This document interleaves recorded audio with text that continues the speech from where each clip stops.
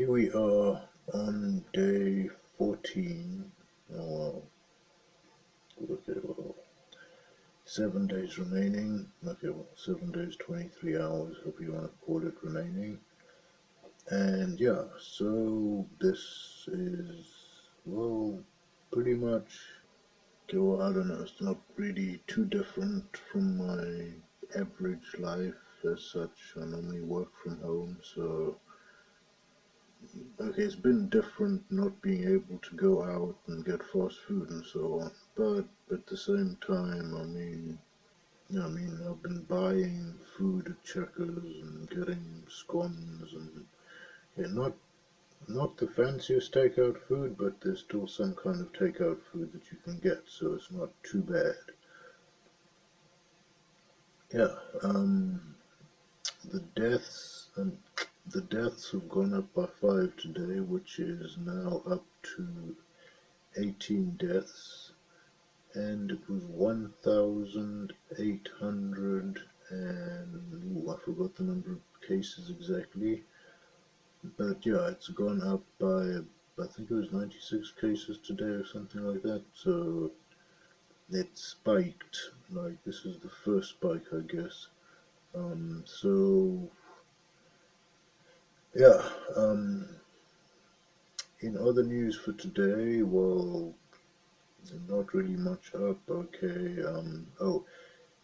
correction for yesterday, they were not at a restaurant. It was Stella Ndabeni Abrams and Minister Manana, not Manana, and yeah, they were at his house having a supper there or a meal with the family in the picture.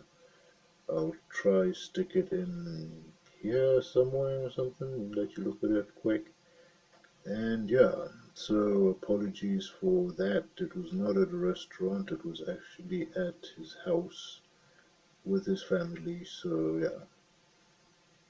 yeah, and something else that I heard about today that I thought was of interest was apparently the American, I keep forgetting the position, but like the Doctor General or whatever you call it in America, he said that apparently in Chicago, or basically he made a judgment that African Americans are more susceptible to get serious conditions and die from COVID, quoting the example of Chicago where 70 something percent of the fatalities have been African Americans.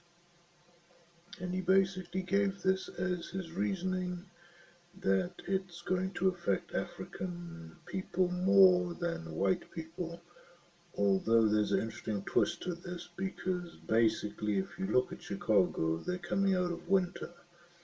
And in Chicago, their winter is extremely cold, so people basically stay indoors for the whole of winter, barely coming out at all, and fully wrapped up if you do come out for anything.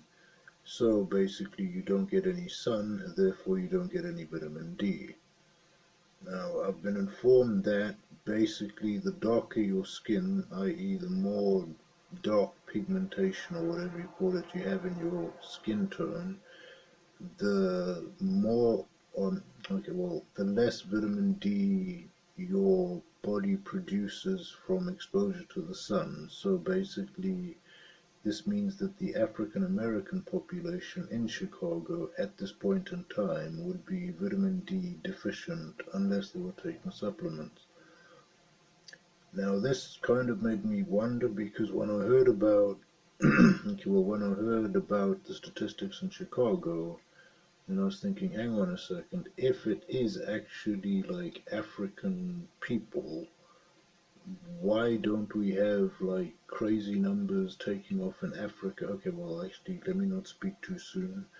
But I was just saying, like, if you look at the way the numbers escalated in some of the European countries in the first week or two compared to how it's gone around, well, most of the African countries that I know of that have corona in them, our numbers are much lower.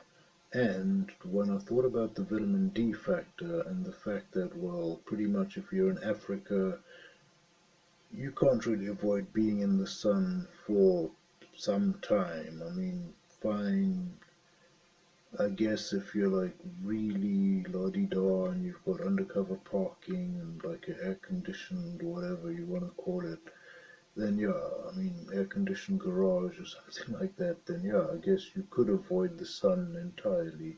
Oh, and you'd need a lift to your garage from the house. But if you had that kind of facility, I guess you could avoid the sun in Africa. But basically, no one has that, and pretty much we just put up with it. I mean, if you got to spend a bit of time in the sun, then hey, you got to sweat it out. So yeah, pretty much I'm presuming that means people here have a lot more vitamin D, which could explain why it's not being, well, we're not seeing the numbers go as fast or as crazy as a lot of people were expecting them to go. So yeah, that was just a thought that I had having checked out the news story on the Chicago. Goodness, I'm trying to think. What was that position name? I can't remember. But anyways, that's it from me for today. It's been an interesting 2 weeks so far.